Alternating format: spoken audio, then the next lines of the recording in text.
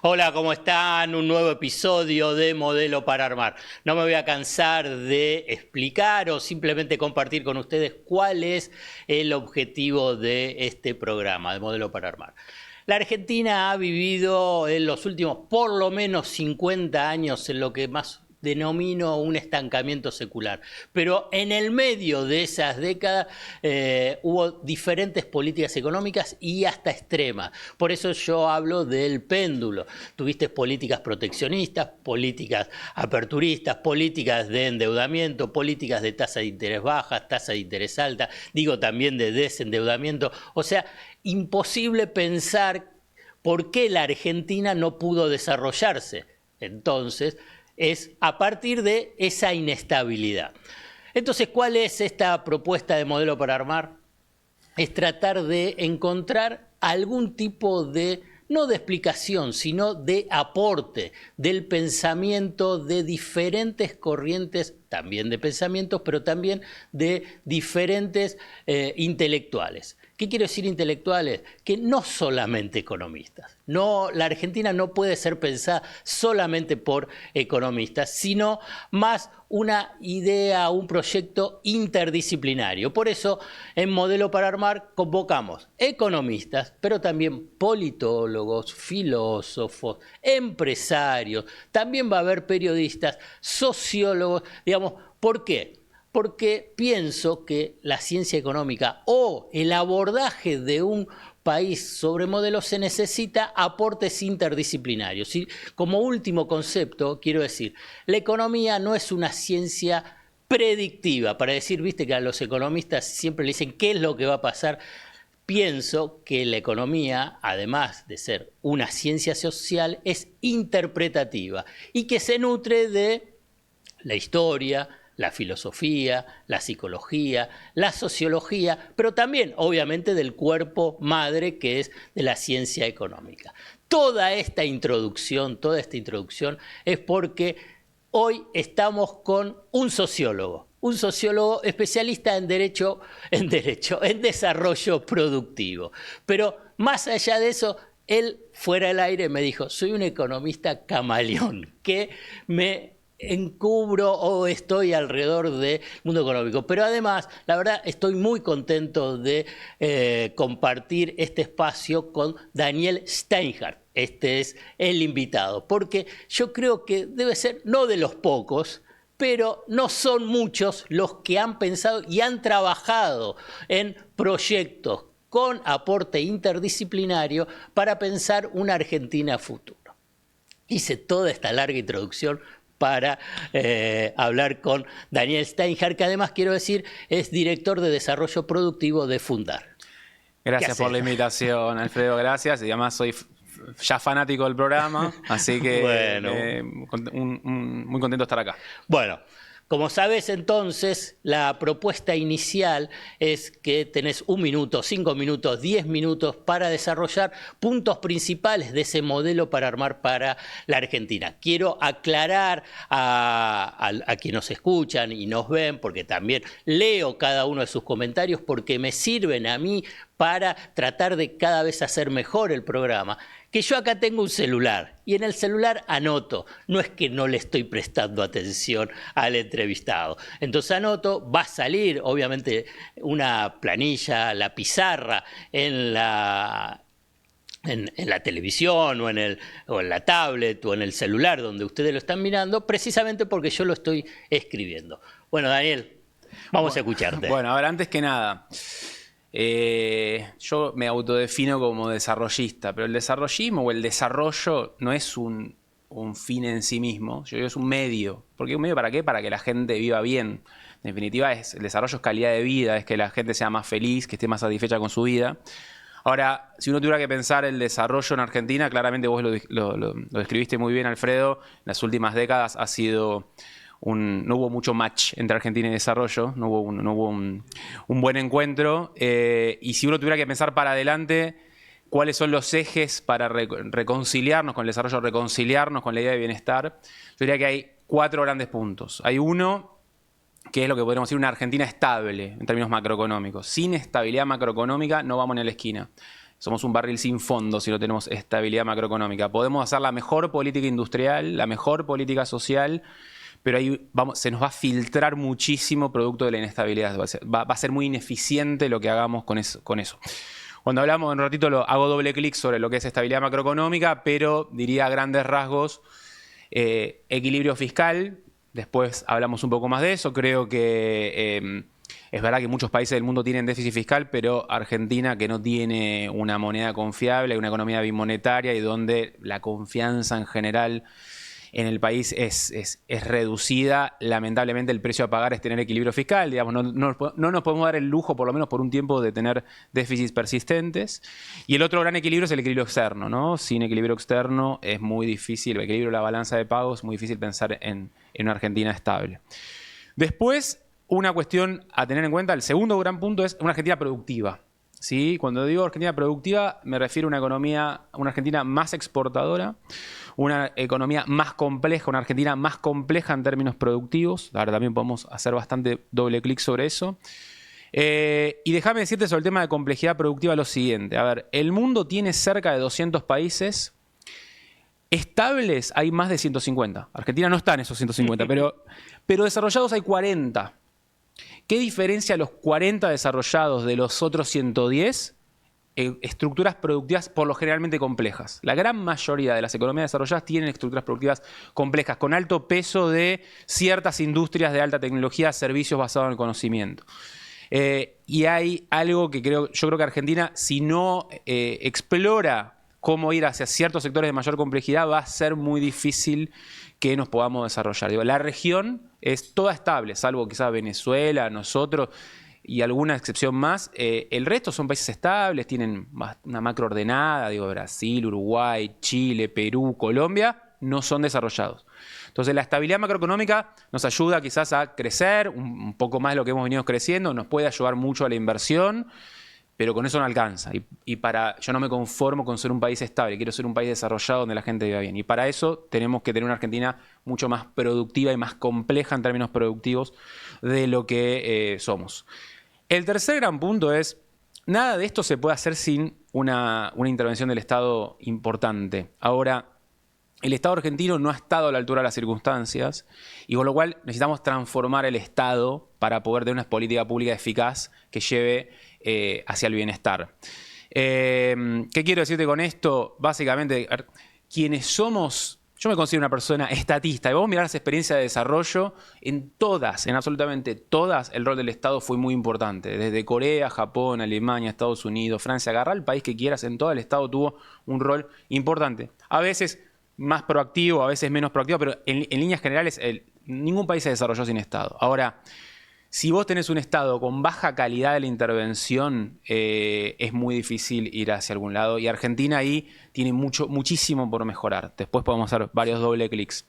Y la cuarta cuestión es, yo diría, la Argentina del bienestar compartido, el cuarto eje, que es un medio y un fin en sí mismo. ¿Por qué digo que es un medio y un fin en sí mismo? Porque en definitiva el desarrollo es buscar el bienestar compartido, pero a la vez una sociedad que es más alegre y más feliz, donde tenés necesidades básicas satisfechas, donde tenés nutrición adecuada, donde tenés educación, que yo creo que son grandes componentes del bienestar, también eso retroalimenta positivamente a los ejes anteriores.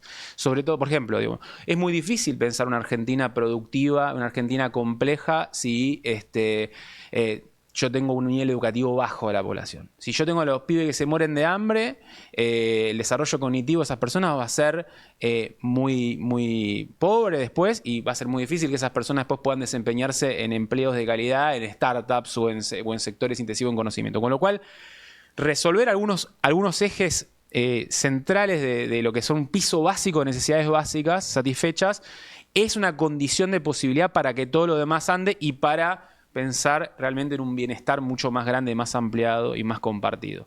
Así que yo diría esos 4 grandes puntos. Argentina estable, Argentina productiva, transformar el Estado y unos pisos mínimos de bienestar satisfechos como precondición para que esa rueda pueda ser más lubricada. Buenísimo, Daniel. Como pueden ver ustedes ahora en la pantalla, ahí está el modelo para armar de Daniel Steinhardt. Entonces vamos a ir desarrollando punto por punto para tratar de entenderlo y ir profundizando el tema. Lo voy a dejar en lo último, que es desarrollo y bienestar, porque un poco de eso vos lo diste en el marco, me parece que está en el último punto, así lo vamos cerrado. Pero estabilidad macroeconómica. A ver, vamos a introducir los elementos para esa estabilidad macroeconómica que uno puede pensar para la Argentina, teniendo en cuenta lo que fue los últimos 50 años, es la precondición básica. A ver, ahí dejaste el punto, ¿no?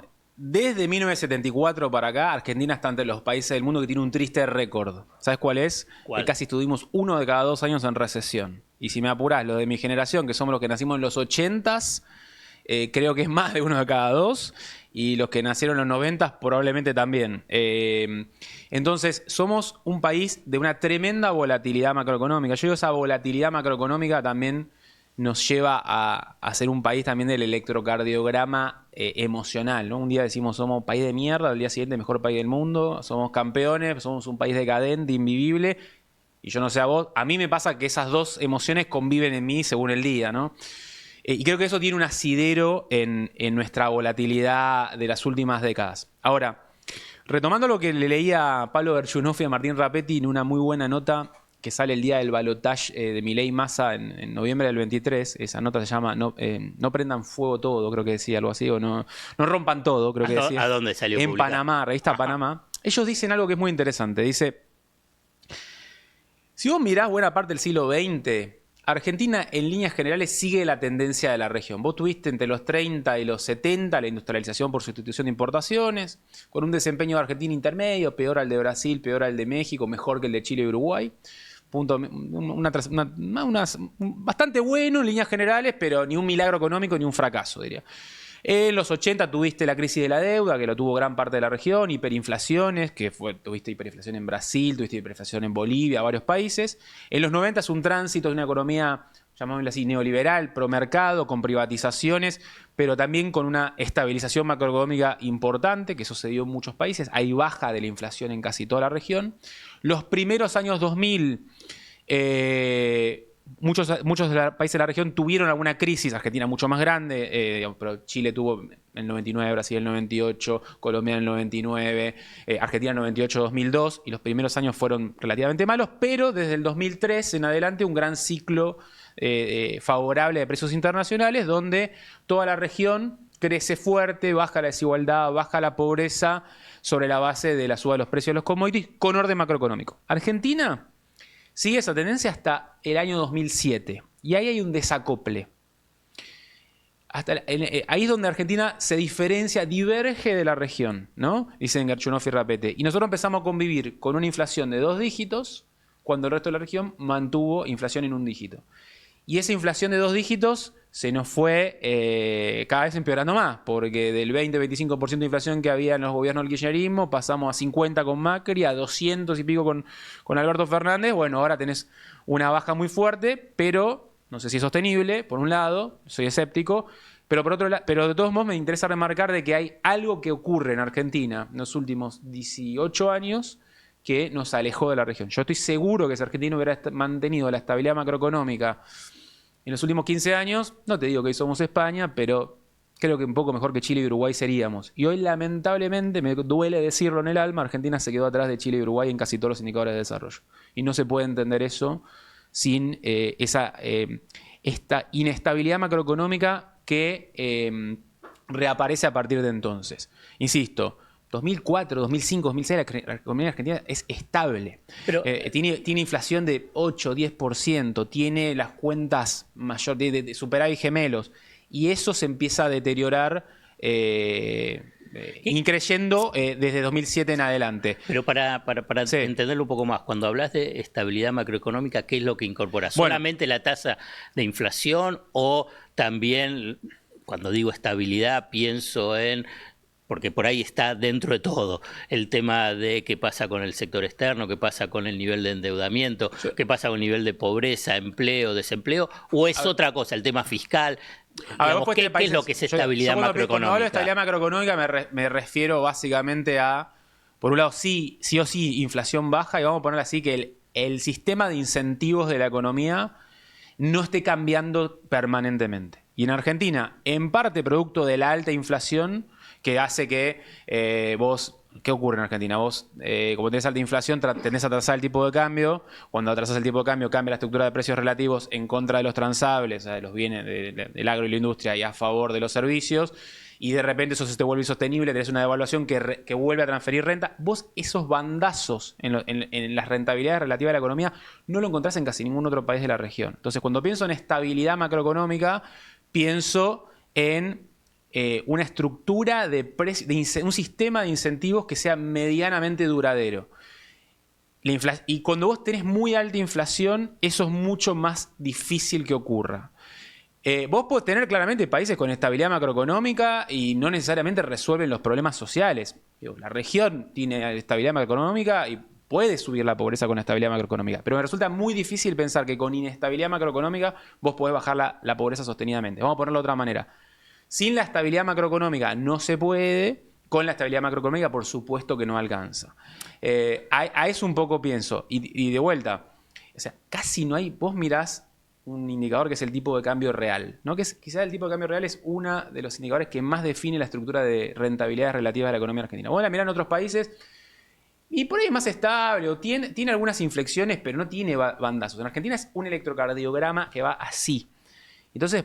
Y eso te lleva, en cierto punto, o sea, el péndulo es causa y consecuencia un poco de eso, ¿no? O sea, como cuando haces una devaluación, la gente obviamente la devaluación baja el salario, empobreces a la población, los gobiernos tienden a evitarla por muchas razones. Normalmente cuando hay devaluaciones los gobiernos pierden elecciones, cambia el gobierno. Y se tiende los gobiernos tratan de hacer un plan para... Si hay una política de Estado en Argentina es la apreciación del tipo de cambio que termina siendo inestable a la larga y que lleva a una nueva evaluación que lleva a la vez a un cambio de gobierno que cambia las orientaciones y lleva a las orientaciones, las prioridades de la política económica y lleva a... Bueno, eso, a un permanente cambio de las reglas del juego y de los incentivos en general. Cuando hablas de los incentivos, pienso en, cuando decís incentivos por los precios, incentivo por inversión, incentivo vinculado a el bienestar general en relación a los ingresos de la población. Entonces ahí te incorporo los sujetos sociales. Por supuesto. Entonces ahí, por ahí a diferencia de otros países de la región, para ponerlo de alguna forma, para presentar, tienen mayor intensidad. O en última instancia no hay tantos consensos en este vínculo de lo que puede ser el mundo empresarial con toda su heterogeneidad y el mundo del trabajo también con toda su heterogeneidad. Entonces, ahí cómo juega en este modelo para armar en la Argentina que estás pensando, bueno, cómo lograr esa estabilidad macroeconómica con los actores sociales económicos que tenemos. A ver, yo creo que hay algo, Alfredo, entre 1930 y 1983, ¿qué ocurrió en Argentina? Hubo otro gran péndulo muy malo, que es la enorme inestabilidad institucional. Y nosotros logramos estabilizar un péndulo en el 83, que es la convivencia democrática, la democracia, por suerte, es algo que viene ininterrumpido desde ahí. Tuvimos que digamos, sufrir tremendas dictaduras para que de repente haya aprendizaje en los actores que lleve a decir, che, no podemos seguir así y llegamos a consensos básicos para estabilizar la democracia. Yo quisiera creer que los actores, tarde o temprano, hay capacidad de aprendizaje para decir, che, no podemos seguir así con la cuestión económica. O sea, estabilizamos la democracia, tenemos que encontrar la forma de estabilizar ciertos consensos básicos en materia económica. Acá, déjame ampliar un poco más. A ver, yo veo, digamos, que hay, a veces me agarro la cabeza cuando veo, si querés, en el progresismo, peronismo, que, por ponerte un ejemplo, siempre se crea que para cualquier cosa tenés que subir el gasto público. Que todo se resuelve con más gasto público. Una vez hablaba con un exfuncionario de la cartera de educación y yo le decía, che, si tuvieras la botonera para hacer algo en la política educativa, ¿qué haría? Y pediría más. Y digo, mirá, en el gobierno del kirchnerismo el gasto en educación subió un montón con porcentaje del PBI, del 4 al 6% del PBI, y en las pruebas PISA Argentina se quedó atrás. y casi que no hay ningún indicador donde vos encuentres en Argentina, y esto me duele decirlo, que es que dados los recursos que invertís, el resultado sea bueno a nivel público. Por parte de un ejemplo, somos el país número 20 médicos per cápita del mundo, en esperanza de vida del 77. El ejemplo que te acabo de dar. Subiste el gasto en educación con porcentaje del PBI y la calidad educativa, en general, por lo menos por los indicadores que se ven, no parece haber mejorado en esa proporción. Incluso de 2003 a 2015, Argentina fue uno de los países del mundo que más subió el gasto público, de 25% del PBI al 47%, 22 puntos. Casi ningún otro país subió tanto el gasto público. Y si bien mucho de ese gasto público fue a cuestiones redistributivas, moratoria previsional, AUH, etcétera, que permitió bajar mucho la desigualdad, Argentina también es uno de los países que más la baja la desigualdad en esos años, también muchos de los bienes públicos, digamos, la calidad de los bienes públicos no mejoró en una proporción comparable con haber subido 22 puntos el gasto. Entonces, hay un común denominador del gasto en Argentina que es una relativa ineficiencia. Y ahí es algo donde yo digo, ¿cómo puede ser que la agenda de Estado eficiente, de modernización del Estado, sea, yo te lo diría un peronista, ¿cómo puede ser que sea el macrismo? ¿Cómo puede ser que el macrismo ya tenía un ministerio de modernización y el peronismo no pueda plantearse eso? Es una agenda donde siempre se crea que ante todo lo vas a resolver con más empleo público o con más salario público o con... Bueno, no digo que no haya que hacer algo de eso, pero nunca la eficiencia es la prioridad. Y hoy creo que en un momento donde vos tenés restricciones fiscales por doquier y probablemente esas restricciones fiscales las tengas por bastante tiempo más, no existe otra forma de salir del laberinto por arriba que mejorar la eficiencia del gasto. Y de vuelta, Argentina ahí está muy mal. Eso es uno de los comentarios que diría a un ideario más, digamos así, progresista. Quienes somos estatistas tenemos que tener la calidad de la intervención estatal al tope de gama de las prioridades. Ahora, después yo también, otro de los consensos que quisiera llegar con el empresariado, o que normalmente tiende a ser más filo-derechista, digamos. El así, mundo de la ortodoxia. Es, che, no puede ser que estén destruyendo el sistema de ciencia y técnica, que es nuestra... No hay casi inversión pública que rinda más a largo plazo que la científica y tecnológica, que estén destruyendo la obra pública y que nadie diga nada. Que estén destruyendo el INTA, que estén destruyendo el CONICET, que estén destruyendo muchos de la institucionalidad del sistema de ciencia y técnica. Ningún país se da el lujo de hacerlo y acá lo hacen, el gobierno actual lo está haciendo con total agresividad y total pésimo diagnóstico y nadie diga nada. Tenemos que tener una política de Estado respecto a que ningún país se da el lujo de regalar su ciencia. Otra cuestión que le diría a la mirada más liberal es, che, no puede ser que seas tan antiindustria, hermano. Yo estoy de acuerdo que, ahí si querés me meto en la Argentina productiva. La Argentina productiva del futuro no puede pensar en reindustrializar pensando en una industria como 1950-60. Yo digo, tiene que neoindustrializar. Brasil habla de neoindustrializar, me gusta el término. Una nueva industria que suponga apostar a sectores más de alta complejidad, industria farmacéutica, biotecnología, industria satelital, ciertos segmentos de bienes de capital. Muchas de las industrias ligadas a recursos naturales, las que te pueden dar divisas, pero no podemos seguir pensando que la industria del calzado va a ser tu motor de la economía. Esa sí que es otra crítica que le hago a la mirada más nostálgica del peronismo. Pero a la vez lo que le diría a las miradas más liberales, que son muy antiindustriales, es, escuchame, prácticamente no hay países del mundo que se hayan desarrollado sin industria. El mundo hoy está apostando por las políticas industriales y vos me estás diciendo que las políticas industriales no sirven para nada o que simplemente te haces la vista gorda con la destrucción del sistema científico y tecnológico. Ahí me encantaría poder encontrar un consenso, decir, che, necesitamos ciencia y tecnología, necesitamos una nueva industria. Hay muchas ramas industriales que deberían prosperar, que el Estado requiere una buena política industrial, es necesaria a tal fin. Y ahí es donde todavía veo en ciertos sectores más de la ortodoxia bastante distancia respecto a eso. Vos ahí, digamos, para ponerlo como, no disparador, pero sí como un contexto, pensás que la estabilidad macroeconómica necesita esos consensos básicos de una política de Estado, más allá de las diferencias ideológicas que van a seguir estando, diferencias ideológicas o políticas. Digamos, la estabilidad macroeconómica necesitas una precondición. Estoy tratando de interpretar, sí, que logre unos consensos básicos, sí, digamos, en los sujetos económicos, para generar marcos precisamente de esos acuerdos. Consenso uno es, y esto es, si querés un guiño a una interpelación a la mirada más heterodoxa tradicional, tenemos que poner al tope de la prioridad la idea de la calidad de la intervención estatal.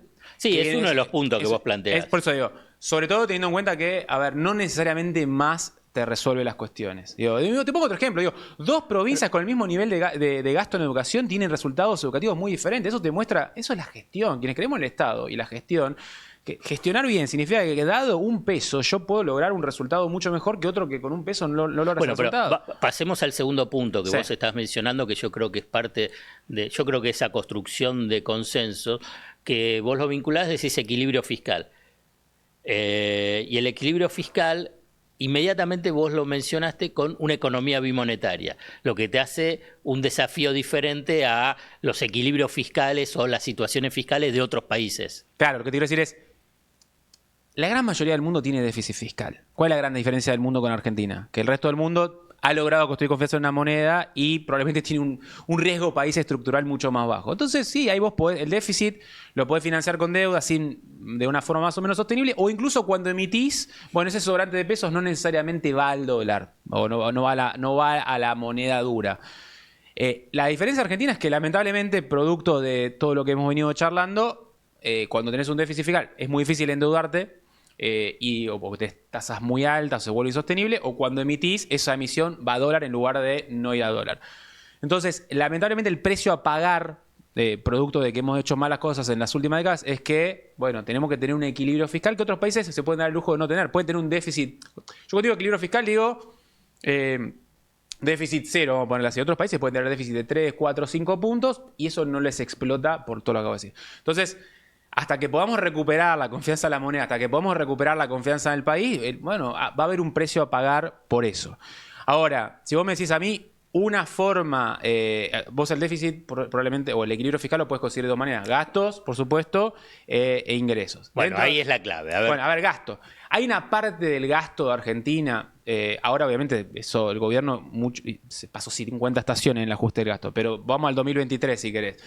Había una parte del gasto en Argentina que era totalmente ineficiente, que no iba a los sectores que más lo necesitan y que era totalmente ajustable. Los subsidios es el caso más emblemático de eso. Después, digo, la verdad, hay una cuestión, lo tengo que decir, Argentina tiene el 19% del empleo en Argentina es público. Es la cifra más alta de la región, si querés sacando Cuba, Venezuela. Yo no tengo nada en contra del empleo público, pero tengo que garantizarme que la calidad de los bienes públicos que me ofrece ese 19% de empleados sea relativamente buena, y no ocurre. Por lo menos quiero tratar de mejorar mucho la calidad de los bienes públicos dado la cantidad de empleados que tengo. Es relativamente alta para los resultados que tenemos. Y después, por otro lado, por el lado de los ingresos, creo que una cuestión que es muy importante, que se lo escuché a Manuel Asquiz acá y yo ya lo venía pensando bastante, es una reforma tributaria que sea, por un lado, progresiva. Argentina tiene un sistema impositivo bastante regresivo. Vos tenés que comprarle mucho más impuestos a los altos ingresos, por poner un ejemplo. Y después tenés un nivel de evasión fiscal fenomenal que es relativamente muy alto comparado con otros países de la región que quizás son más subdesarrollados que vos. Yo vi el otro día un gráfico que mostraba el nivel de evasión estimada en Argentina del 35-38% del PBI o de la economía, cuando Colombia tiene 25, Brasil tiene menos, son países más pobres que Argentina, tienen menos evasión, tienen menos informalidad también laboral, que están muy asociadas una cosa con la otra, y la verdad es que la evasión, en definitiva, es un problemón porque supone dos cuestiones. Primero, que es una gran injusticia. Los que hacen bien las cosas son terminan siendo los boludos que terminan financiando al fisco cuando otros se aprovechan de eso. El evasor no es un héroe, como dice Milei. El evasor es casta, es un privilegiado. Eso por un lado. Y por otro lado, vos terminás cobrando muchos impuestos, si querés, a empresas que querrías promover, producto de que, no puedo cobrarle un montón de impuestos a otros que están evadiendo, y entonces termino pescando dentro de la pecera, lo cual afecta a la competitividad. Entonces, el combate a la evasión tiene que estar en el tope de las prioridades de la política pública, y ahí creo que las nuevas tecnologías pueden ayudar. Y hay algo que también se lo escuché a Manuel, que también en Fundarlo veníamos charlando internamente, que me parece que es una idea provocadora, pero que vale la pena, que es el famoso impuesto al efectivo, ¿no? La economía se ha tendido a ir digitalizando y la verdad es que ahí hay una herramienta muy grande, si hay voluntad, creo yo, para poder fiscalizar mucho más. Digo, de vuelta, no puede ser que Colombia tenga menor nivel de evasión o Brasil que Argentina. O sea, algo estamos haciendo mal. Entonces, volviendo a la cuestión, por un lado, la recaudación puede mejorar en su estructura y también salir a buscar fuera de la pecera que la que estamos pescando ahora, que incluso te da quizás incluso cierto margen fiscal para bajarle impuestos a los que hoy son cumplidores. Y por otro lado, el gasto se tiene que poder eficientizar bastante. ¿Sabes que hay algo que es muy llamativo del gasto público de Argentina, que a mí me parece que es gran parte de la cuestión? Hay muy pocos países del mundo donde el coeficiente de Gini, que es la métrica que más se usa para, una de las métricas más usadas para medir desigualdad, más baja después de la intervención del Estado. Argentina, el Gini baja mucho después de la intervención del Estado. Es decir, el Estado argentino es muy redistribuidor. Ahora bien, esa redistribución puede surgir por P o por Q, digamos. Vos por precio o por cantidad. ¿Qué te quiero decir? Vos podés tener un programa muy progresivo, pero que quizás son 2 pesos y no mueve la aguja del Gini. Puedo tener un programa muy grande y que es muy progresivo, como la UH, que me baja mucho el Gini porque combina bastante monto y muy progresivo. Y puedo tener programas que quizás son todavía más grandes que la UH, pero que no son tan progresivos y entonces bajan un poco el Gini porque es grande, pero mucho se te filtra hacia sectores de altos ingresos. Los subsidios a la energía. Los subsidios a la energía bajan la desigualdad porque el subsidio a la energía le mejora más el bolsillo a alguien de sector de menores ingresos que a alguien de mayores ingresos. Pero mucho se filtra hacia sectores que no lo necesitan. Entonces, el Estado argentino en general ocurre mucho eso último. Si tenés terminás bajando mucho la desigualdad, no porque seas particularmente progresivo, sino porque gastás mucho. ¿Y cuál es el problema de eso? Que como gastás mucho, tendés al déficit. Como tenés al déficit, tendés al desequilibrio macroeconómico. Como tenés al desequilibrio macroeconómico, tendés hacia la inflación y la inestabilidad. ¿Y quién la paga? Los pobres, que son los sectores que querías promover. Hay un paper que me voló la cabeza de la gente del Center for Equity Government, creo que se llama, que es un think tank centrado en equidad, que analiza el sistema fiscal de Argentina y cuenta esto. Dice, es enormemente redistributivo, pero podrías, quizás, si fueras mucho más eficiente y progresivo en el gasto, con menos gasto lograr el mismo resultado. Claro.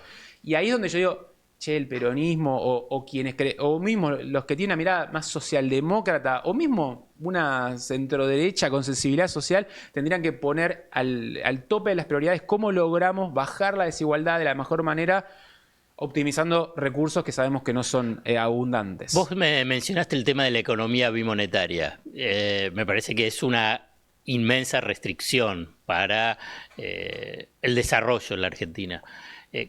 ¿Cómo imaginás que esa economía bimonetaria puede convertirse en monetaria y en moneda propia? A ver, de vuelta, la estabilidad macroeconómica, digamos, el equilibrio fiscal ayuda, no lo resuelve. Después creo que ahí es donde lo productivo tiene un rol importante porque lo productivo incide en lo macroeconómico, ¿no? Muchas veces, viste que yo a veces veo en los ortodoxos una idea de que, la restricción externa no existe, que lo productivo medio que es una agenda de cuarto orden. Y yo le digo, bueno, mirá, ¿da lo mismo tener una sequía o no tener una sequía? No. Tengo una sequía, te va a caer los dólares, vas a tener una devaluación. Entonces, por más equilibrio fiscal que tengas. ¿Da lo mismo tener vaca muerta que no tenerlo? No. Si no tenemos vaca muerta, y el dólar estaría en 3.000 pesos, 2.000 pesos. La pobreza estaría 20 puntos arriba probablemente. Entonces, lo productivo es muy importante porque de ahí surgen las divisas que te ayudan a estabilizar la economía. O sea, no es solo... A ver, vamos a ponerlo así. El equilibrio fiscal te ayuda a que mucho del sobrante de pesos no vaya a comprar dólares que después te presionan sobre la cotización. Ahora, la estructura productiva vía las exportaciones es la que te ayuda a tener los dólares suficientes para mantener esa estabilidad. Si yo rompo la estructura productiva, si Argentina exportara a cero, el dólar está en un nivel infinito. Entonces, yo creo que acá hay una oportunidad que es que el mundo que se viene parece ser un mundo que va a permitir a Argentina destrabar un estancamiento exportador que lleva ya desde el 2007, lleva 18 años. Y ahí tenemos una oportunidad para tener nuevos dólares, nuevas fuentes de generación de divisas, sobre todo ligado a la energía y a la minería, que pueden ayudar a la economía argentina a darle dólares que hasta ahora escasearon, que debería poner muchos granos de arena para ayudar a estabilizar y a dejarse una economía monetaria. Quiero incorporar un dato, porque por ahí Daniel no lo comenta, pero él preparó junto con todo un grupo interdisciplinario, me parece que hasta fueron varios trabajos, más de 3.000 páginas, ¿no? Fueron 3.000 páginas. Obviamente yo como periodista agarro solamente una cosita, la más interesante fue un cuadro donde precisamente hicieron todos unos estudios vinculados a cuántos dólares más puede generar la economía argentina hasta el 2030, ¿no? Y era que se duplicaban y era parte de esta idea de relajar la restricción externa porque viene el siguiente punto que vos mencionabas, el equilibrio externo. Claro, a ver, nosotros lo que habíamos hecho ahí era agarrar 34 complejos exportadores y tratar de, hablando con los sectores, digamos, con las empresas, con las cámaras, también viendo el escenario internacional y viendo posibles escenarios de precios y bueno, y bajo cierto escenario de política productiva, que era razonable esperar a 2030. Y básicamente lo que encontrábamos era lo siguiente. Nosotros eso lo hicimos en 2022-2023, con lo cual la línea de base era 2021, un año que habíamos exportado 87.000 millones de dólares entre bienes y servicios, y veíamos que se podía ir a cerca de 180.000 millones para 2030. Y cuando lo desagregábamos, nosotros lo que decíamos es, si vos duplicás las exportaciones, tenés los dólares suficientes para que la economía argentina pueda crecer al 4% por año, que es más o menos 3% per cápita, y eso es compatible con bajar la pobreza a la mitad y generar 3 millones y pico de puestos de trabajo formales. Ahora después, si querés, ahondo un poco en eso. Un punto de crecimiento en la economía argentina genera más o menos 2 puntos de crecimiento de las importaciones. Esa es un poco la relación histórica. Ahora el gobierno de Milei con más aperturas un poco más. Pero, y entonces estimábamos que si vos duplicabas exportaciones, podías duplicar importaciones. Si vos duplicabas importaciones, podías subir más o menos un 40% de la economía argentina. Y eso es compatible con una tasa de crecimiento del 4 anual por 8 años, ¿no? Ahora, cuando mirábamos si efectivamente Argentina podía duplicar las exportaciones, encontrábamos que sí, y mirábamos qué complejos exportadores eran los que más podían mover esa aguja, los que más pueden mover esa aguja, porque creo que el diagnóstico sigue siendo bastante, lo sigo manteniendo bastante. A ver, básicamente esos 34 complejos exportadores te los voy a agrupar en 5 grandes, 5 grandes rubros. La agroindustria. Nosotros exportamos, dependiendo del año, según la sequía y precio, pero en el 2021 hemos exportado cerca de 50.000 millones de dólares en productos agroindustriales. Soja, aceite de soja, maíz, carnes, legumbres, vinos, etcétera, lácteos, etcétera. Y lo que veíamos es que ahí no había tanto por crecer. Veíamos ir de 50 a 60.000 millones de dólares en 8 años, un 20%. Principalmente por lo siguiente. Primero, que partíamos en el año 2021 de justo la pospandemia, tenía altos precios internacionales. De hecho, acordate, en esa época la soja estaba a 500, 600 dólares, hoy ya bajó. Y todos los escenarios de la FAO y otros organismos mostraban de que era probable de que los precios no se sostuvieran a niveles tan altos, con lo cual ahí ya arrancabas en negativo. Y la segunda cuestión con el tema agroindustria es que Argentina no puede expandir mucho más la frontera agropecuaria de lo que ya está expandida, por razones ambientales, y ya la tenés muy desarrollada. Es bastante distinto a lo que fue Brasil las últimas décadas, que estaba todo por hacerse. Entonces, la única que te queda es incrementar la producción agropecuaria, particularmente vía mejora de productividad, ¿sí?, que supone incorporación de tecnología, o agregándole valor a la producción primaria. Es decir, en lugar de exportando maíz a 300 dólares la tonelada, exportando cerdo a 2.000 dólares la tonelada.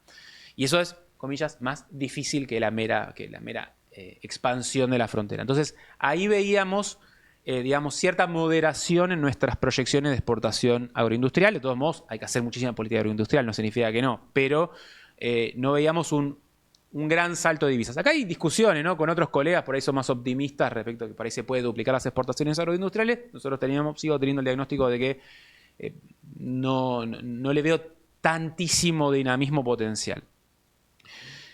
Donde sí veíamos un gran, lo que llama un game changer, un cambiador total de la escena, es en energía y minería. En ese momento Argentina exportaba 5.000 millones de dólares de energía, hoy ya estamos en 10.000, y lo que la proyección a 2030 es, que creo que sigue siendo más o menos, el consenso del mercado sigue siendo parecido, es superar 30.000 millones de dólares, principalmente vaca muerta, ¿no? Petróleo crudo, gas natural licuado como los dos grandes productos de eso. Y Argentina, o sea, para 2030 vemos, creo que va a ocurrir, Vaca Muerta en un nivel de relevancia en las exportaciones equivalente a un complejo sojero o más. Sin ir más lejos, Neuquén ya es el quinto PBI de Argentina, la quinta provincia en PBI, ya es el 4% del PBI de Argentina, ya superó a Mendoza. Yo creo, no me extrañaría que en 10 años, 8 años sea relevante, tan parecido a Santa Fe o Córdoba, que son el 8% del PBI, el 7-8%. Así que eso lo vemos, creo que Vaca Muerta es una realidad que está ocurriendo y todo indica que eso va a caminar. Minería, ¿sí? Es el tercer gran complejo exportador. Ahí lo que veíamos era que partíamos de unos 3.500 millones de dólares de exportaciones y veíamos que se podía ir a 20.000 millones de dólares para 2030. Ahora la estimación de la Secretaría de Minería es llegar un poquito más, 25.000 millones para 2032-2033, fundamentalmente sobre dos minerales que son centrales en la transición energética que está recorriendo el mundo: litio y cobre. Básicamente son esos dos. El litio se usa muchísimo en vehículos eléctricos, es el mineral estrella uno de los minerales estrellas de los vehículos eléctricos, y el cobre también se usa en los vehículos eléctricos y en todo lo que es distinto tipo de energías renovables y procesos de electrificación que son necesarios para una economía más limpia. Y la verdad es que Chile tiene la misma cordillera de los Andes que nosotros, ellos exportan más de 50.000 millones de dólares minerales, nosotros 3.000 y pico, ahora un poquito más, 4.000. Y ahí, bueno, claramente la perspectiva está. Si me apurás, te diría todavía más una promesa que una realidad. Todavía hay riesgo de venta de humo al respecto, digamos. Hay riesgo. Creo que el litio es más una realidad que el cobre. El cobre creo que tiene un potencial gigantesco. Ojalá que sea que deje de ser, por ahora, palabrerío y que realmente se concrete. Y eso además también subiría la importancia económica de provincias como San Juan, Catamarca, Salta, Jujuy. Bueno, después tenemos las famosas manufacturas de origen industrial, que en Argentina más o menos portamos unos 18.000 millones de dólares. Ahí tenés muchos complejos, la automotriz, la petroquímica, la industria forestal, parte de la metalmecánica, el complejo farmacéutico, distintas lo que llaman las MOI, las manufacturas de origen industrial. Ahí, siendo realistas, lo que veíamos en el plan Argentina Productiva 2030, donde hemos hecho esta perspectiva, es que digamos, si bien es deseable que por supuesto todo se expanda, dada un poco la competencia internacional y el escenario, creemos que hay oportunidades, particularmente tres, digamos, los que más chance tienen son automotriz, que igual ahí sí nos fuimos quedando los últimos años. Creo que el panorama ahora me vuelve un poquito más pesimista, porque estamos perdiendo la oportunidad de irnos hacia los vehículos eléctricos. Brasil está primereando ahí y nuestra industria automotriz corre riesgos, pero creo que todavía estamos a tiempo. La industria petroquímica, que es agregarle valor al gas de vaca muerta, fertilizante, urea, que es Brasil es un gran demandante por su producto de su gran agro de fertilizante y urea. Argentina también lo es. Ahí podemos sustituir importaciones y salir a exportar, aprovechando la energía barata de vaca muerta. Y también el otro es foresto-industria. Argentina tiene algo que no se sabe, ¿no? Pero nuestra Mesopotamia tiene niveles de productividad extraordinarios para el cultivo de pino y eucalipto. Tarda 7-8 años en crecer un pino y eucalipto, cuando en Escandinavia, una región forestal por antonomasia, puede tardar 35. No. Sí. ¿Esa diferencia? Sí, eso. El dato que le robé al amigo Leandro Mora Alfonsín, que sabe mucho del sector, me contaba eso. Y la verdad, ahí, digo, Alfredo, otra cuestión, volviendo un poco a cierta autocrítica, vamos a decirlo así, del progresismo, la oportunidad que se dejó pasar con lo de Botnia no tiene sentido. Argentina, toda la región recibió inversiones en las últimas décadas de industria forestal. Uruguay, Paraguay, Chile, Brasil, nosotros nada. Y hoy la celulosa es el principal complejo exportador de Uruguay, es un complejo exportador de varios miles de millones de dólares en Chile, en Brasil, nosotros nada. Y tenés la oportunidad, porque tenés una productividad extraordinaria. Es una industria que puede radicarse en Entre Ríos, en Corrientes, y ahí hubo una consecuencia negativa de lo que... la mala macro también incidió en todo eso, pero claramente hubo una falta de licencia social al respecto que creo que hay que revisar.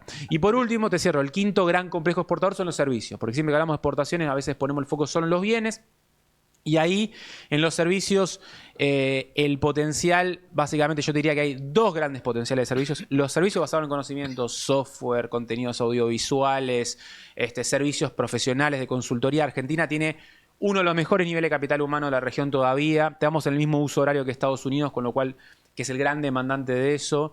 El nivel de inglés de la población argentina, según los índices de proficiency, es de los más altos de la región.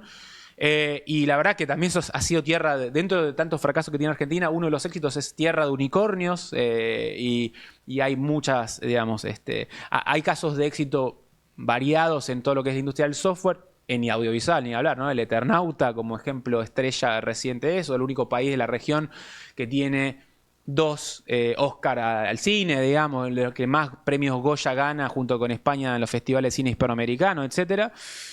Y el otro gran complejo exportador de servicios es el turismo. Digo, el turismo, yo no puedo creer, hay un dato que se sabe poco. El déficit que Argentina tuvo en balanza comercial turística, que ahora es récord, ¿no? Pero en los últimos 13, 14 años fue mayor que el déficit que tuvimos en energía. Siempre hablábamos del déficit energético como uno de los causales de los problemas macroeconómicos, la inestabilidad, que es cierto, parte de los problemas macroeconómicos tuvieron que ver con eso. Pero del turismo no hablamos en la misma proporción. Y es increíble, digo, Argentina es el segundo, ¿sabes? El país con más diversidad climática del mundo es Estados Unidos. Ellos tienen la Florida tropical, Hawái tropical, Alaska subpolar o polar, tienen las rocallosas, no hay ningún país que tenga tantos climas como Estados Unidos. El segundo país con más diversidad climática del mundo es Argentina. Y por consiguiente de paisajes, ¿no? Y de por eso, lugares. Exacto. ¿Qué quiere decir eso? Vos tenés desde las yungas en Salta y Jujuy, la selva misionera, tenés Andes, tenés clima, digamos, subpolares en Tierra del Fuego, tenés la Patagonia, tenés esteros de Liberá, una región de biodiversidad espectacular.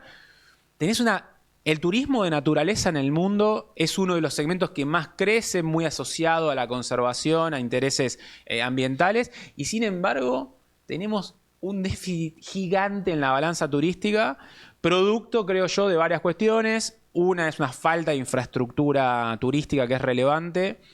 Es verdad que estamos medio en el culo del mundo y eso no ayuda tanto para atraer a los grandes centros poblacionales del mundo como China, estamos en las antípodas, pero ese déficit ha tendido a ir en aumento y creo que no hemos podido desarrollar suficiente la oferta interna atractiva para nosotros mismos, para querer venir acá.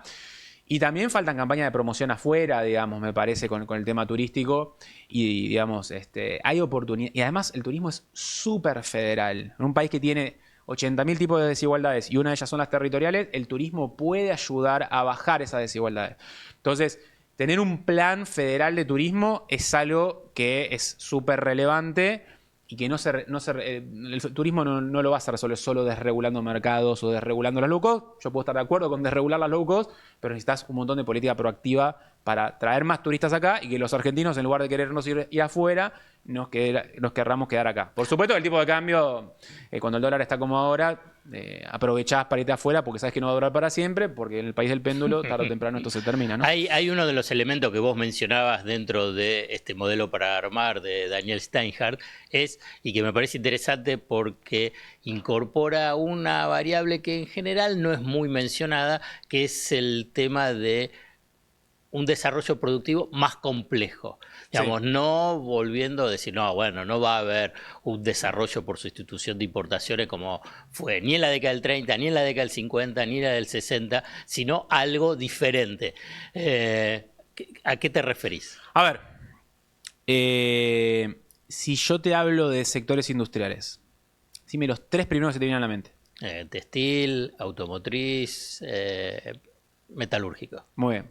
Bueno, no tan bien. ¿Sabes cuál es el primero? Alimentos. Ajá. Hago siempre la misma pregunta, me ocurre lo mismo. Nadie considera la industria alimenticia como parte de la industria manufacturera. Es el 30% del PIB industrial y los gobiernos industrialistas, le hace el peronismo, lo consideran las MOA, las manufactureras agropecuarias, y no me convence mucho porque el sujeto político es el agro con el que nos peleamos. ¿Quién piensa el peronismo tradicionalmente, la heterodoxia, como la industria?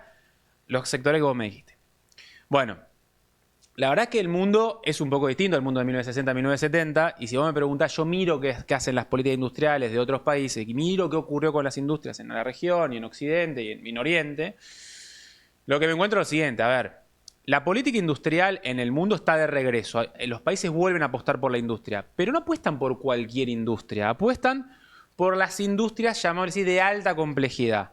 Farmacéutica, que no la mencionamos hasta ahora, es la mitad de la innovación que se hace en Argentina, que es muy poca, de que hacen las empresas, es la industria farmacéutica. ¿Cómo puede ser que quienes hablan de industrialismo no la pongan en la industria farmacéutica y dicen, no, los laboratorios son malvados? Mirá, tiene un lobby tremendo, sí, puede ser. Ahora, empleo recontra de calidad, no hay trabajadores pobres en la industria farmacéutica y me explica 1 de cada 2 pesos que invierten las empresas argentinas en investigación y desarrollo. ¿No lo decimos? Entonces ahí tenés industria farmacéutica, industria satelital, nuclear, tenemos parte de los que son bienes de capital ligados a estos complejos que van a traccionar la economía. Digo, la minería en Argentina tiene que venir de la mano del desarrollo de proveedores asociados a proveedores industriales que la acompañen. Yo quiero que la minería en Argentina tenga, que las mineras argentinas las mineras transnacionales que operan en Argentina, en 5, 8 años demanden cierto tipo de maquinarias a las pymes metalmecánicas que están en Santa Fe, en Córdoba, en Buenos Aires. Eso requiere política. Y creo que ahí hay una oportunidad. Ni que hablar con las empresas productoras de bienes de capital que pueden proveer a vaca muerta. Bueno, la industria alimenticia es un sector que ya te dije, el principal rama industrial, es la más competitiva de todas, la que nos puede dar dólares, y el industrialismo siglo XX tiende a no darle bola. Entonces yo lo que digo es, esos sectores claramente hay que promoverlos. Ni que hablar, hay varias industrias que llamaríamos capital intensivas que pueden crecer agregando valor a recursos naturales. La petroquímica, te mencioné anteriormente, es agregarle valor al gas de vaca muerta. Mismo el gas natural licuado es agregarle valor es industria, digamos. Ciertos materiales activos del litio, con las baterías soy un poco más escéptico por la escala que se requiere, pero ciertos materiales activos del litio podés avanzar en la cadena de valor. Todo eso creo que sí es súper importante. Ahora, la industria de la Tierra del Fuego, por poner un ejemplo, el ensamble de electrónicos, la industria del calzado, son sectores problemáticos que en general los industrialistas tienden a poner muchísima energía en esos sectores y se olvidan de los otros y ponen muchísimo recurso o mismo protección a muchos de esos sectores y después los resultados sociales y productivos esos son muy pobres, Alfredo. Te voy a poner un ejemplo. Digo, el régimen de Tierra del Fuego, el ensamble de electrónica en Tierra del Fuego cuesta aproximadamente $1.000 millones al año, el gasto tributario.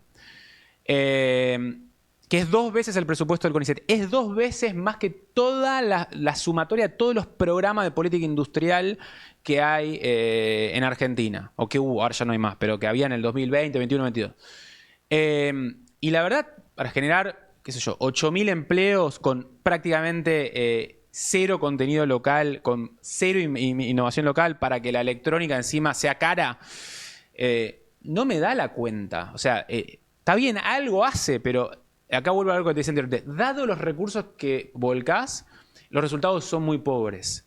Lo mismo, a veces vos decís, che, voy a proteger a este sector para que genere algunos miles de empleos. Bueno, generaste 4.000 empleos, pero al mismo tiempo encareciste los zapatos al triple, entonces muchos argentinos se te van a Chile a comprarlo, dejan de comprar en comercios de acá, salen dólares por ese lado, el Estado argentino deja de recaudar, y esos 4.000 empleos que generaste en la industria del calzado, apenas cambia la política económica, se destruyen en 3 meses. Digo, la política industrial, quienes creemos en la política industrial, tenemos que un poco también internalizar el péndulo. ¿Qué quiero decir con esto? No creo que esté bien fomentar un sector que solo puede crecer si le pongo una torta de plata y a la mínima de cambio se destruye. Está mal, eso no es buena política industrial. No es buena política. Entonces tengo que apostar por ciertos sectores que cuando cambie un poco la regla de juego, porque Argentina, yo creo que el péndulo va a tardar en estabilizarse, bueno, que no se caigan como un piano, que más o menos sean resilientes. La industria farmacéutica, por ponerte un ejemplo, ciertos segmentos de bienes de capital, cambian los gobiernos y más o menos se mantienen, crecen, no tienen una catástrofe. Y creo que eso es algo que hay que repensar. Resumiendo, quiero decir algo porque los gobiernos peronistas, en general, creo creen mucho más en la política industrial que los gobiernos liberales. Son narrativamente mucho más industrialistas. Y voy a decir, han hecho cosas maravillosas con la política industrial, porque Argentina es el único país de la región que manda satélites al espacio gracias a la política industrial, científica, tecnológica en la que se invirtió. Es el único país de la región que puede exportar radares, que puede exportar reactores nucleares de investigación. Nada de eso hubiera ocurrido sin política industrial. Tiene uno de los principales polos biotecnológicos de la región gracias a la inversión en ciencia y técnica, inversión pública en ciencia y técnica. Tiene uno de los principales polos exportadores, el principal polo exportador de pickups de Sudamérica, también en parte a la política industrial. Qué bien todo eso. Ahora, hubo un nivel de despilfarro también de los recursos en ir a fomentar cierto tipo de sectores. Creo que el ejemplo más fuerte de eso es Tierra del Fuego, que de haberlo invertido de otra manera, probablemente los resultados hubieran sido mucho mejores. Y cuando se intentó reformar eso, porque en el 2020-2021 se intentó reformar, ahí, digamos, el lobby en general y muchos de los actores que son parte del soporte coalicional del peronismo se aglutinaron y bloquearon esa reforma. Yo digo, hay un consenso respecto a la política industrial que dice no solo se trata de picking the winners, no solo elegir sectores ganadores, sino también let the losers go. ¿Cuáles son los sectores que vas a soltar? Y eso es una discusión muy difícil, no solo en Argentina, es muy difícil. En Argentina lo que hacemos es creamos una política industrial que genera un sector nuevo y después no la podemos dar nunca de baja. O sea, ¿qué dice Ha-Joon Chang, que es quizás una mente brillante, ¿no? Un intelectual muy fuerte, digamos, en todo lo que es política industrial, coreano? Él ha sido surcoreano, ahora radicado en Inglaterra. Él lo que dice es, mirá, el proteccionismo tiene sentido si es por un rato. Él pone la metáfora, dice, es como, che, tus padres te bancan a vos, Alfredo, te bancan, te pagan cuando vos haces la universidad. Sos un mantenido mientras haces la universidad. Después te recibiste y bueno, autonomizate y volá. Si no, bueno, la protección permanente lo que hace básicamente es sos un mantenido de por vida. Y Argentina tiene un problema serio de que régimen de promoción que crea, régimen que no lo puede eliminar. No lo puede eliminar Tierra del Fuego, no lo puede transformar, biocombustibles, y así te podría seguir mencionando unos cuantos. Son excepciones los que vos lográs dar de baja o hacer lo que llama el fade out. Y me parece que ahí eso es un llamado a la atención del peronismo, digamos, que es quienes más crean esas cosas, muchas veces puede tener buenas intenciones, a veces son simplemente por lobby, pero tiene que existir la voluntad política de poder hacer ese fade out cuando es necesario. En los puntos que vos mencionaste, simplemente los menciono porque ya un poco los desarrollaste, el modelo productivo, el tema de las exportaciones, el rol del Estado. Quiero, para el último punto, que me parece interesante para desarrollar, cuáles son los ingredientes en este concepto: bienestar compartido. Bienestar compartido es algo que hablamos mucho en Fundar. María Migliore, amiga y que es de quien lidera esa agenda, lo hemos charlado bastante. La idea sería, a ver, primero, el bienestar, la calidad de vida no se resume en un indicador. No es solo tener plata, es vínculos comunitarios. La gente es más feliz cuando está en sociedad, digamos, cuando tiene amigos, cuando milita, cuando participa de un colectivo, o de una agrupación vecinal, de un club. El vínculo comunitario que viene para atrás en todo el mundo, producto de la digitalización, etcétera, hay que tratar de recuperarlo. O sea, la dimensión del bienestar. Las personas somos más felices cuando estamos con otras, y la idea de bienestar compartido refiere a que sea un bienestar donde no solo nos volvamos a juntar para ser más felices, sino que también que ese bienestar llegue a todos. Todo eso tiene que tener un piso básico, sí, digamos, un piso de necesidades básicas por eso, satisfechas. Digamos, indigencia cero, de mínima. Tenemos que poder llegar, Argentina tiene que poder tener indigencia cero un par de años, digamos, no estamos tan lejos. O sea, para el nivel de PIB per cápita que tenemos, pobreza cero es más difícil, pero indigencia cero tendríamos que poder tener. Indigencia, acceso a la vivienda. Exacto. Bueno, por eso el bienestar es una dimensión, no se reduce a es multidimensional, ahí está. Y entonces podemos decir, bueno, es un ingreso de base, es tener un empleo decente, es tener vínculos comunitarios, es tener una vivienda digna, es tener salud, educación en sus, digamos, con cierta base. Nada de eso, yo creo, vuelvo a algo a lo que decía anteriormente, es muy difícil pensar en tener altos niveles de bienestar al estilo de los europeos con el nivel de PBI per cápita que tenemos, ¿sí? O sea, Argentina tiene que crecer si quiere masificar su bienestar. Por eso toda la agenda que hablamos anteriormente es una condición de base para amplificar ese bienestar. Ahora, crecer no te garantiza, porque si el crecimiento es excluyente o solo concentrado en dos sectores, vos podés tener una economía en clave que, con una altísima desigualdad donde el bienestar no es compartido. Y por otro lado, volviendo a esta idea del bienestar compartido como medio y como fin, el hecho de que tengamos pisos mínimos resueltos puede ayudar a complejizar la matriz productiva, por ejemplo, teniendo gente más calificada que después trabaja en una empresa de software que a su vez genera divisas, que es dinámica, etcétera. Bueno, muchísimas ideas para ese modelo para armar de Daniel Steinhardt, pero ahora le tenemos que poner un título. El modelo para armar de Daniel Steinhardt. Te estoy dando un poquito de tiempo para que pienses el título. El título y voy a tirar un título y ahora te lo agrego, te lo desarrollo un poquito. Yo te lo diría es, podemos ser un gran país. Podemos ser un gran país sería, yo creo que tengo cierto optimismo con el país en el sentido de, a ver, no creo que el rumbo actual me haga ser optimista, pero sí creo que el potencial para ser el país. El título es podemos ser un gran país. Ahora, te lo elaboro. Yo digo, hay 3 verdades sobre la Argentina que son simultáneas. La verdad número 1 es, no somos un país de mierda. ¿Qué quiero decir con esto? En prácticamente todo, Argentina es un país de mitad de tabla para arriba a nivel mundial y regional. ¿Sí? Agarra esperanza de vida, tenés más esperanza de vida que esos 77 años acá, 73 en el mundo. Agarra años de escolarización de la población, acá es 11 años promedio, en el mundo es 8, la región es 9. Agarra pobreza por ingresos, que acá es muy alta, en el mundo es todavía mayor. Si el mundo midiera la pobreza como se mide en Argentina, tiene 60% de pobres, nosotros tenemos 35-40. Agarra la dimensión democracia, la calidad democrática en Argentina. Argentina está ante los...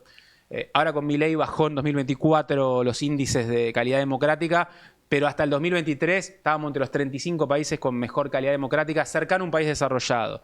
Y así, igualdad de género. ¿Hay mucha desigualdad de género? Sí las hay. Aún así, comparado con el resto del mundo, somos un país de relativamente baja desigualdad de género. Te pongo un indicador.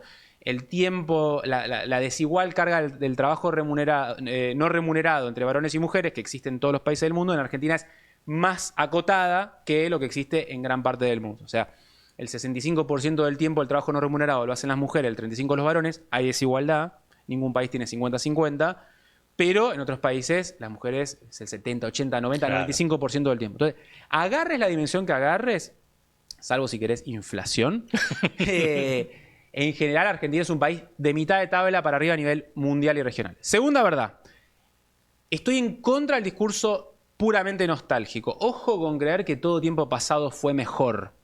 Hoy en Argentina vivimos más que nunca. 77 años de esperanza de vida, nunca tuvimos tan alto. El nivel educativo de la población argentina, medido en años de escolarización de la población, cantidad de gente en el sistema educativo, graduados universitarios, nunca fue tan alto. ¿Viste que Milei dice que Argentina era un país que eliminó el analfabetismo y ahora somos todos analfabetos? Exactamente al revés. En el 1900, que es la era que él vanagloria, Argentina todavía tenía 30% de analfabetismo, bueno, y eso se fue bajando a lo largo de la historia. Bueno, niveles de cobertura social y previsional también es muy elevado. El acceso a la infraestructura, digo, contrariamente a lo que se cree, el hacinamiento en Argentina, hoy estamos en el mínimo desde que se mide.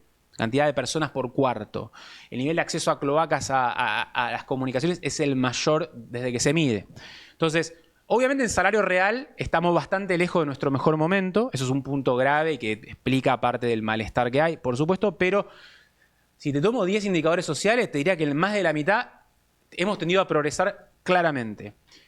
Ahora viene la tercera verdad, que es la que me quiero pegar un corchazo. La más fuerte. ¿Por qué no nos desarrollamos? La tercera verdad que es la parte que es muy problemática. Que es que aun cuando progresas, los demás progresan más rápido que vos. Lo cual significa que te vas cayendo en todos los rankings. Hay decadencia relativa en Argentina. Yo digo... O estancamiento. No, digo... Argentina tiene 45 años más de esperanza de vida que en el 1900, pero Chile subió 50 años y España 55. Es como que estoy yendo a Mar del Plata a 40 por hora y el otro me pasó porque va a 60. No es que voy más atrás. Está con un retroceso relativo. Es relativo, no absoluto, relativo. Y eso ocurre en prácticamente todo. Eras un país que estaba entre los 10 en el puesto 10 más rico del mundo y estás mucho más abajo. En años de escolarización te pasó lo mismo. En esperanza de vida lo mismo. Los puntos de inflexión, dependiendo del indicador, varían. Puede ser 1913 en un caso, 1930 en otro, 1950 en otro, 1970 en otro, dependiendo del indicador. Sí está claro que desde los 70 en adelante la decadencia relativa se aceleró con mucha fuerza. Entonces, yo te lo podría resumir de la siguiente manera. Estoy escribiendo un libro al respecto, que es ¿por qué Argentina no es un país de mierda? Paréntesis, todavía, ¿no? Entonces, pero retomando un poco la idea final es, dicho todo esto, el vaso medio lleno, el vaso medio vacío, yo creo que podemos dar vuelta esa tendencia y ser un gran país, que estemos a la altura de lo que el mundo está haciendo hoy, y un país que vuelva a estar que empieza a subir de vuelta en los rankings de muchas cosas. Y creo que tenemos con qué. Así que quiero terminar con un mensaje más esperanzador, a pesar de todas las críticas al desempeño de las últimas décadas que hemos charlado. No, bueno, porque esta es un poco la propuesta de Modelo para Armar, precisamente para salir de esa decadencia relativa.